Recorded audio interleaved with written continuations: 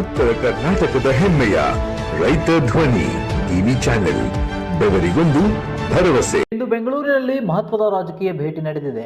ಹಾನಗಲ್ ತಾಲೂಕಿನ ಜೆಡಿಎಸ್ ಅಧ್ಯಕ್ಷರು ಹಾಗೂ ಮೈತ್ರಿ ಪಕ್ಷದ ಪ್ರಬಲ ಆಕಾಂಕ್ಷಿ ಅಭ್ಯರ್ಥಿ ಶ್ರೀಯುತ ರಾಮನಗೌಡ ಪಾಟೀಲ್ ಅವರು ಜೆಡಿಎಸ್ ಮುಖಂಡರೊಂದಿಗೆ ಮಾಜಿ ಮುಖ್ಯಮಂತ್ರಿ ಹಾಗೂ ಕೇಂದ್ರ ಸಚಿವರಾದ ಸನ್ಮಾನ್ಯ ಶ್ರೀ ಎಚ್.ಡಿ. ಕುಮಾರಸ್ವಾಮಿ ಅವರನ್ನು ಭೇಟಿಯಾಗಿ ಆಶೀರ್ವಾದ ಪಡೆದರು.